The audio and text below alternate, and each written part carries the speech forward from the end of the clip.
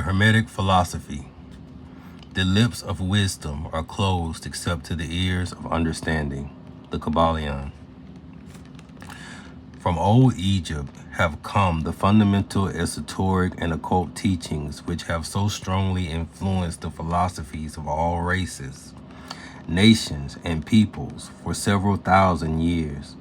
Egypt, the home of the pyramids and the Sphinx, was the birthplace of the hidden wisdom of mystic teachings. From her secret doctrine, all nations have borrowed.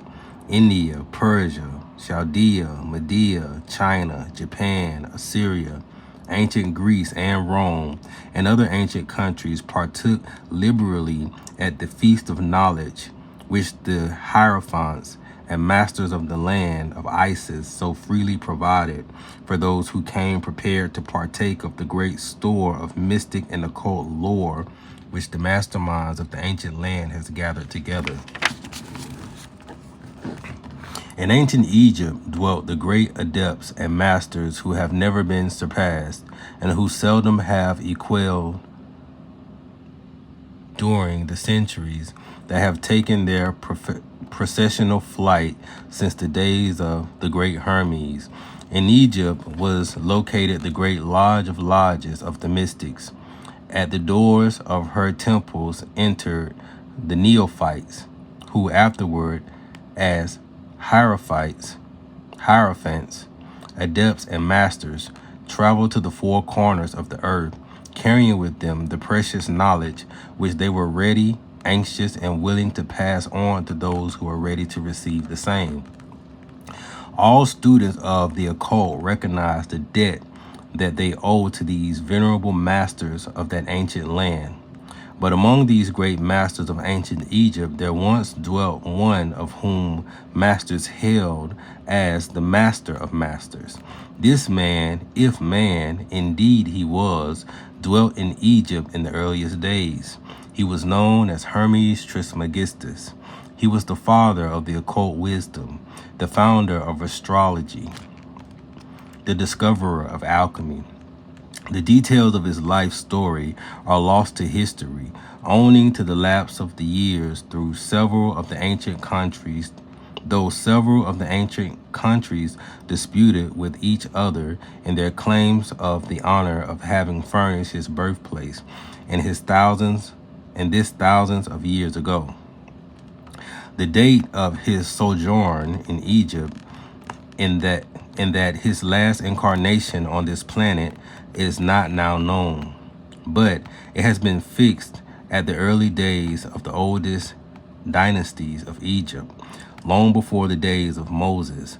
The best authorities regard him as a contemporary of Abraham, and some of the Jewish traditions go so far as to claim that Abraham acquired a portion of his mystic knowledge from Hermes himself. As the years rolled by, after his passing from this place of life, tradition recording that he lived 300 years in the flesh, the Egyptians defied Hermes and made him one of their gods, deified Hermes and made him one of their gods under the name of Thoth. Years after, the people of ancient Greece also made him one of their many gods, calling him Hermes, the god of wisdom. The Egyptians revered his memory for many centuries, yes, tens of centuries, calling him the scribe of the gods and bestowing upon him distinctively his ancient title, Trismegistus, which means the thrice great, the great great, the greatest great, etc. In all the ancient lands, the name of Hermes Trismegistus was revered, the name being synonymous with the fount of wisdom. Even to this day, we use the term hermetic in the sense of secret, sealed so that nothing can escape, etc. And this by reason of the fact that the followers of Hermes always observe the principle of secrecy in their teachings.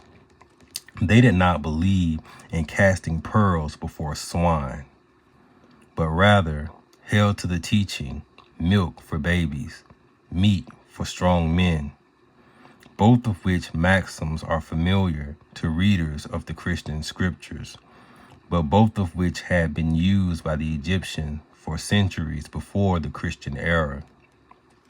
And this policy of careful dissemination of the truth has always characterized the Hermetics, even into the present day. The Hermetic teachings are to be found in all lands, among all religions, but never identified with any particular country, nor with any particular religious sect. This because of the warning of the ancient teachers against allowing the secret doctrine to become crystallized into a creed. The wisdom of this caution is apparent to all students of history.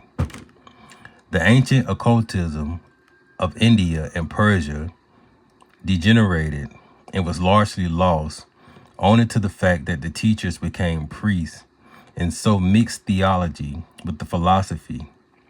The result being that the occultism of India and Persia has been gradually lost amidst the mass of religious superstition, cults, creeds, and gods.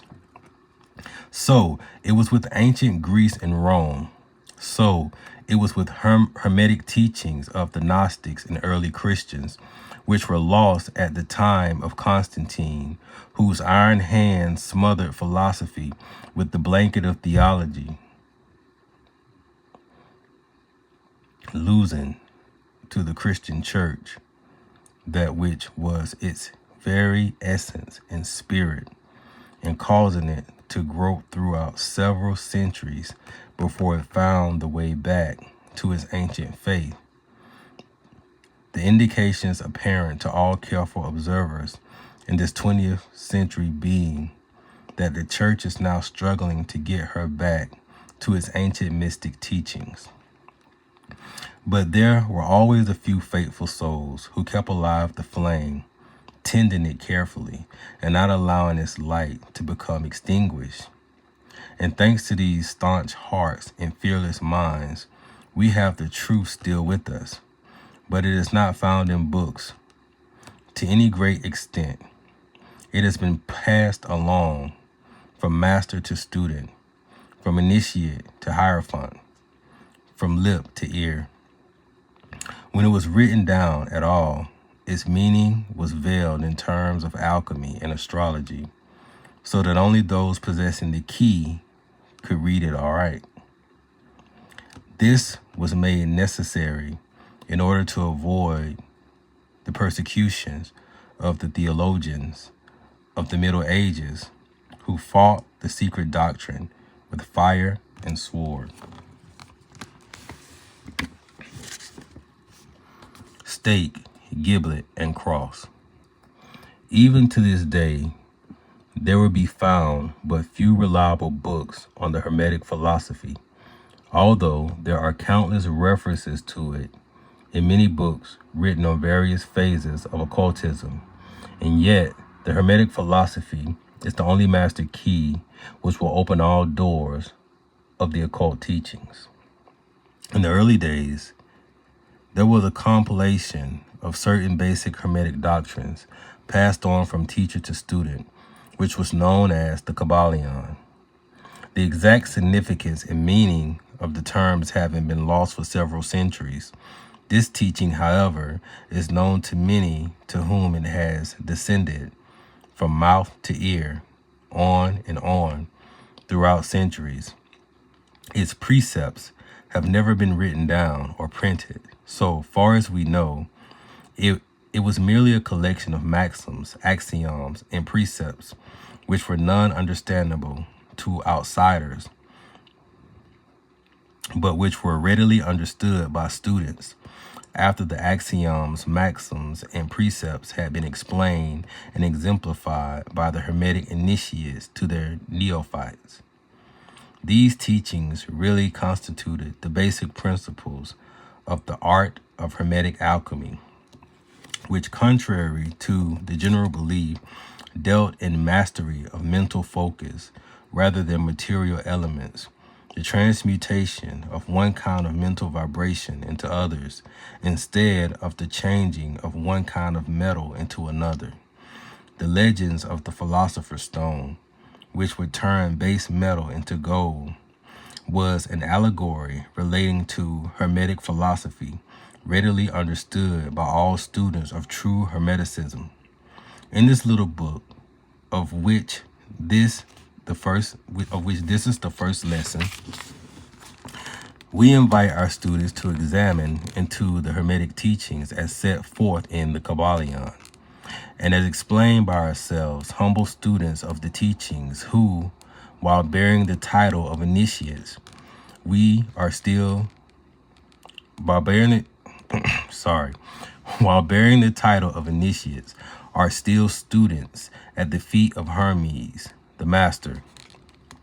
We herein give you many of the maxims, axioms, and precepts of the Kybalion, accompanied by explanations and illustrations which we deem likely to render the teachings more easily comprehended by the modern student. Particularly in the original text is purposely veiled in obscure terms. Particularly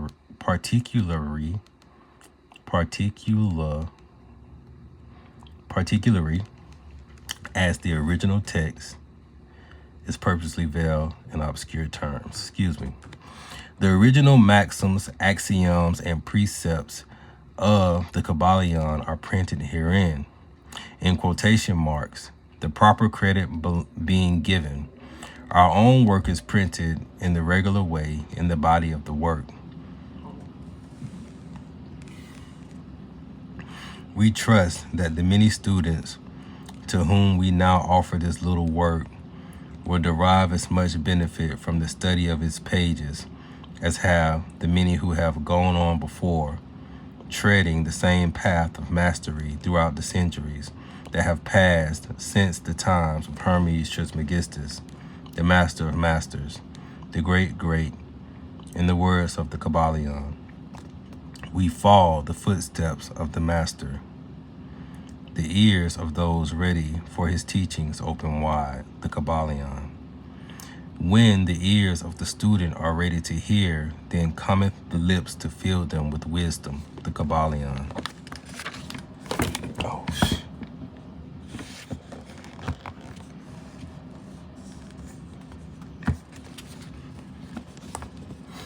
So that according to the teachings, the passage of this book to those ready for the instruction will attract the attention of such as prepared to receive the teaching.